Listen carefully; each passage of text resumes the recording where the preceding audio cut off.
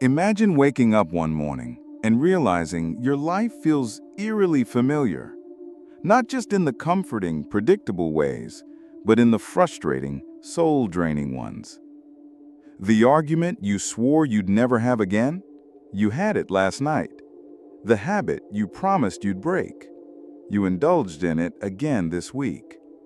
The wrong kind of relationship you told yourself you'd never fall into? You're already halfway in. It's as if you've been walking in circles, convinced you're moving forward, only to look down and see your own footprints fading into the same well-worn path. You tell yourself you've learned from the past, you've reflected, you've promised yourself never again. And yet, the next time the moment comes, you find yourself making the same choice, the one that leads you to the same regret, the same hollow feeling, the same whispered thought in the quiet of the night. Why do I keep doing this to myself? Maybe you've convinced yourself it's bad luck, or that life just keeps handing you the same cards. Maybe you've blamed circumstances, other people, or the timing of events. But deep down, there's a suspicion you try not to face, that the repetition isn't an accident, that maybe, on some level, you are the one arranging the pieces so the story plays out exactly the same. The unsettling truth is that humans are astonishingly loyal to their patterns, to their familiar pains, to the stories they've told themselves for years. We repeat not because we haven't learned, but because learning isn't enough. Knowledge doesn't rewrite the unconscious instructions that drive our behavior. Think about it. You don't touch a hot stove twice because the pain is direct, obvious, and immediate. But life's deeper mistakes, choosing the wrong partner, sabotaging your own opportunities, falling back into destructive habits, don't burn you in a single decisive moment. They erode you slowly, over months or years, until the damage feels like part of who you are. And so you make the mistake again. Not because you want to suffer, but because your mind is addicted to what it knows. The paradox is this: the brain seeks safety, and nothing feels safer than the familiar, even when the familiar is killing you. It's like a sailor clinging to a sinking ship, terrified of the open sea. The danger they know feels less frightening than the uncertainty they don't. So here's the great question. If you're the common thread in all your repeating mistakes, then who or what inside you is steering you back to them? Is it weakness? Stubbornness? Some flaw in your personality? Or is it something far older and more primal? Something that has been shaping your choices long before you had the words to describe them? Because what if these repetitions are not accidents, but rituals? What if each mistake is the mind's way of reenacting an ancient pattern, as if replaying a scene over and over in hopes of finally changing the ending? This would mean that your mistakes are not just errors, they are messages. Not excuses, not curses, but signposts pointing towards something you haven't yet faced. And that changes everything. Because if the reason you keep repeating the same mistakes is not that you're broken or doomed, but that your mind is trying, in its flawed and desperate way, to resolve something, it means there is a way out. But the way out is not found in willpower alone. It requires going deeper, down to the roots of your mind, to the tangled history of your fears, desires, and unhealed wounds. It requires you to stop asking, how do I avoid making this mistake again? And start asking the far more dangerous question, what part of me wants to make it? That is where the truth lives. And the truth is rarely comfortable. Because the truth will show you that the mistakes you hate the most are often the ones that keep you connected to something you're not ready to release. The relationship that mirrors your childhood wounds, the bad habit that shields you from facing your real potential, the self-sabotage that ensures you never have to risk the pain of true success. If you're willing to look at that truth without flinching, you can break the pattern. But if you keep looking away, you will keep walking the same circle, year after year, calling it fate when it is really just fear. The real danger isn't that you'll make another mistake. The real danger is that you'll stop noticing you've made one at all. So the question is no longer, why does this keep happening to me? The question is, what do I gain by keeping it alive? And the moment you can answer that, you can begin the work of dismantling the most persistent illusions of your life. The hidden problem and its psychological, philosophical roots. You think it's bad luck. Or maybe you tell yourself, I just didn't try hard enough this time. But what if neither of those things is true? What if the real reason you keep repeating the same mistakes has nothing to do with chance or effort, and everything to do with the way your mind is wired? Deep down, there's a program running inside you, a set of invisible instructions that dictate your reactions, your choices, and even the mistakes you gravitate toward. And here's the most unsettling part. Most of it was written long before you knew how to write your own story. Carl Jung once said, "Until you make the unconscious conscious, it will direct your life, and you will call it fate." This is the hidden problem. Your so-called bad decisions aren't isolated accidents. They're patterns, and patterns have roots. Some of these roots are buried in your childhood. You learned how to navigate the world by observing, copying, and internalizing the behaviors of the people around you. If your early life taught you that love must be earned, you may unconsciously seek relationships where you have to prove your worth, over and over, even if it hurts you. If you grew up surrounded by chaos, you might instinctively gravitate towards situations that feel unstable, not because you enjoy them, but because they feel familiar. Your mind mistakes familiarity for safety. It's why people return to toxic relationships, repeat financial mistakes, or sabotage themselves right before they're about to succeed. The pain is predictable. And in the subconscious mind, predictability is a strange kind of comfort. Nietzsche had a word for this: eternal recurrence, the idea that we are doomed to repeat the same events over and over until we learn to break the cycle. But most people never do, because they believe the repetition is just how life is. Psychology offers another lens: cognitive biases. One of them, the confirmation bias, makes you seek evidence that confirms what you already believe about yourself. If you secretly think you're unworthy, your mind will lead you into situations where that belief gets reinforced. Another, the status quo bias, keeps you locked in the same behaviors because change feels threatening, even when it's good for you. But there's an even deeper philosophical root. The 19th century thinker Arthur Schopenhauer argued that human will is irrational and blind, driven by instincts and desires we don't fully understand. In other words, you are not entirely in control of your own actions, and if you don't become aware of these unseen drivers, they will keep steering you into the same traps. Think about it.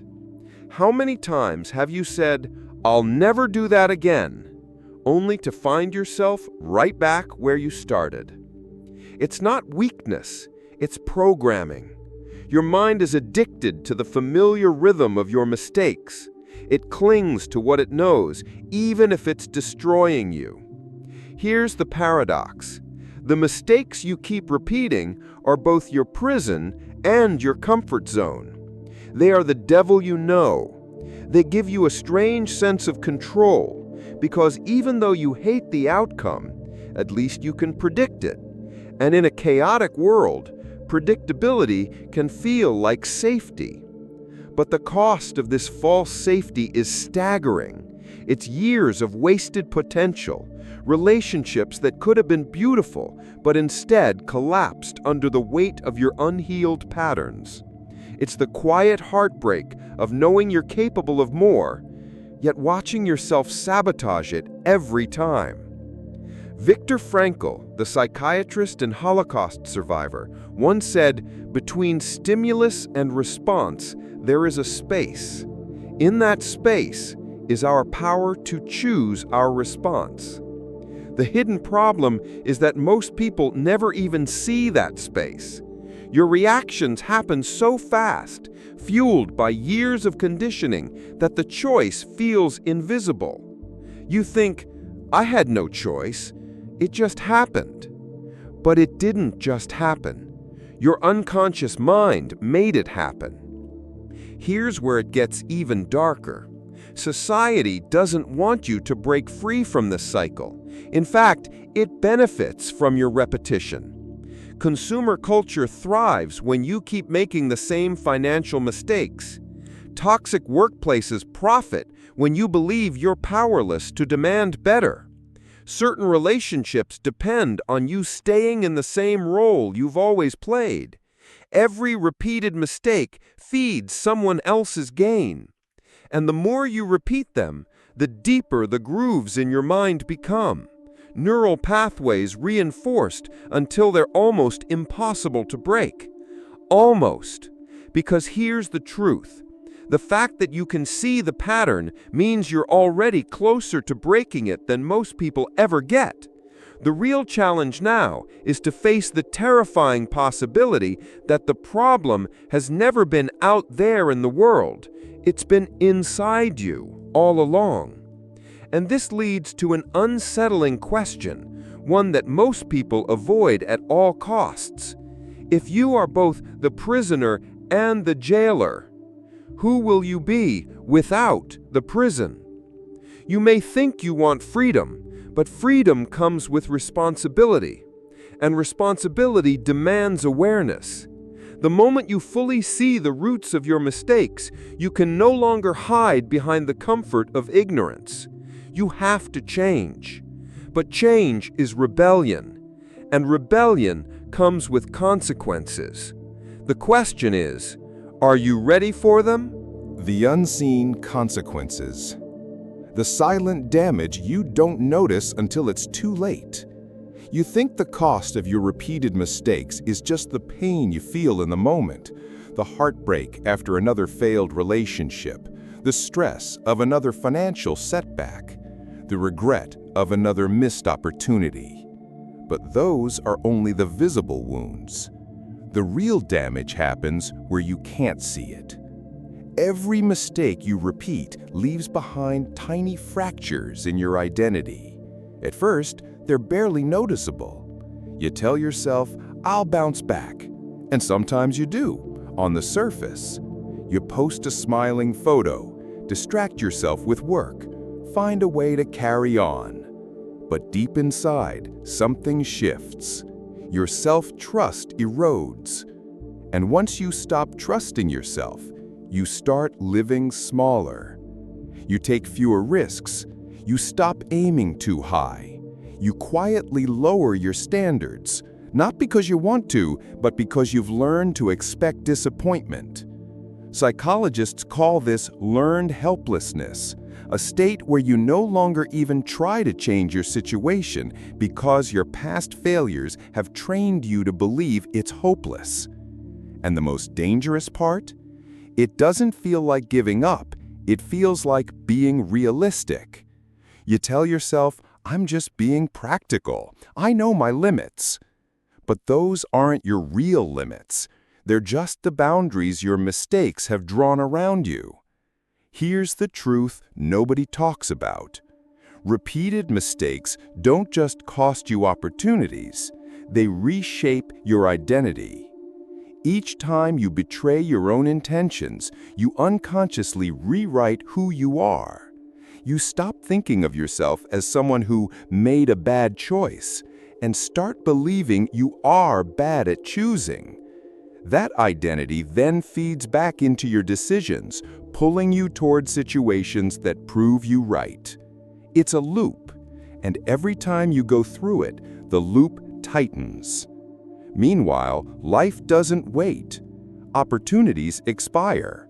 Relationships have breaking points. Health, time, and youth are not renewable.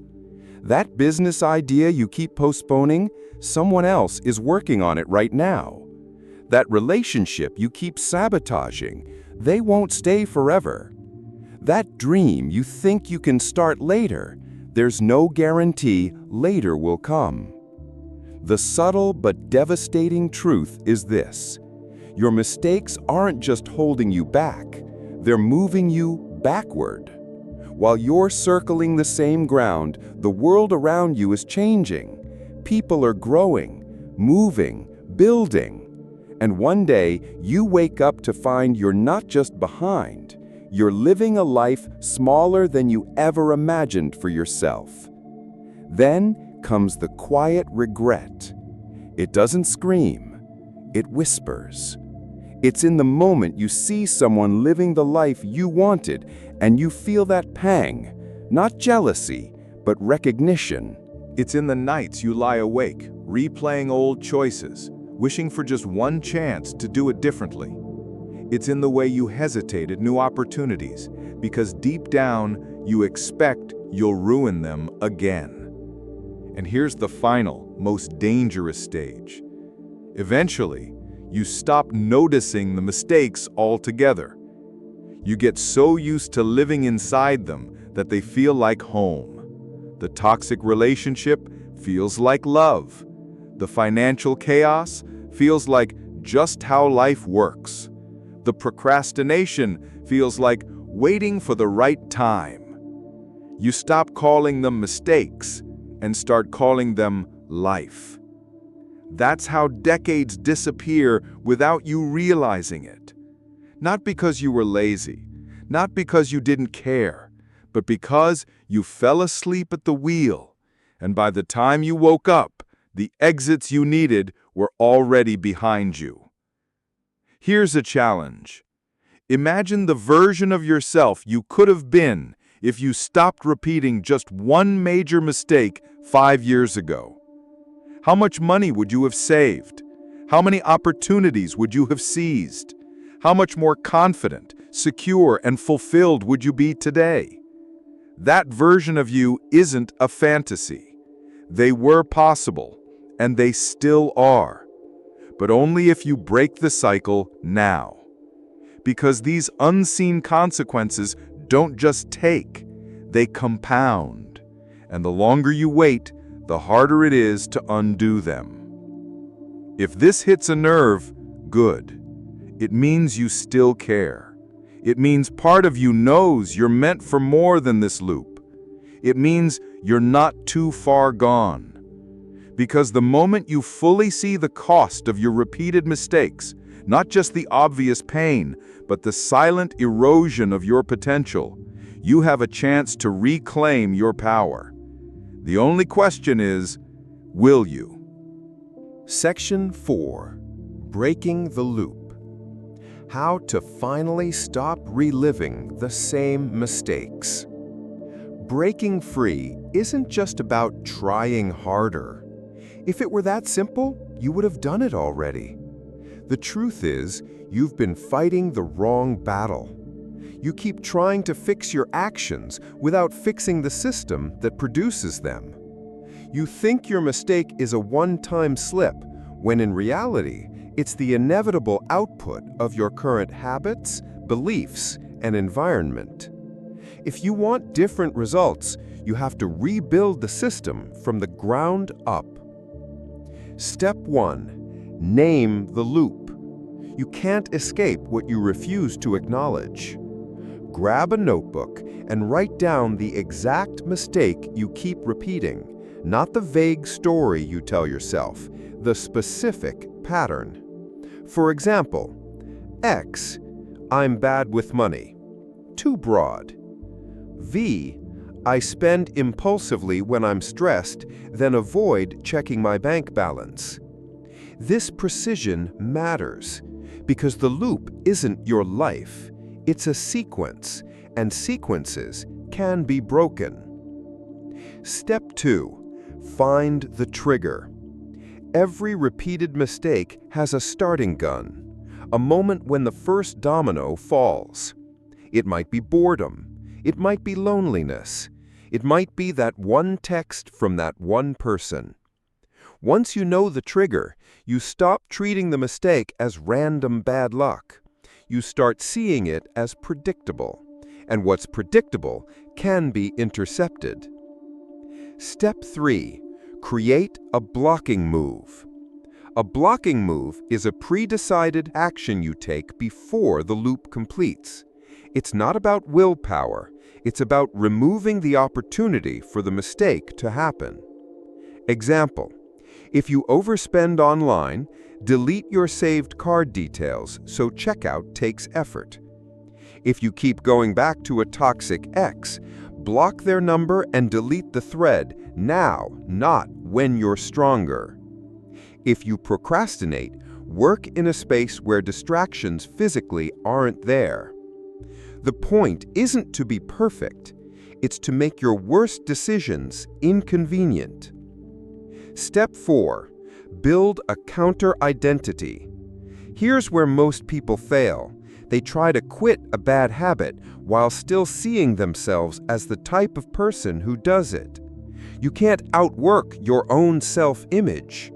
If your identity is, I'm bad with money, you'll sabotage every budget. If your identity is, I always fall for the wrong people, you'll overlook good ones. Instead, choose a counter-identity.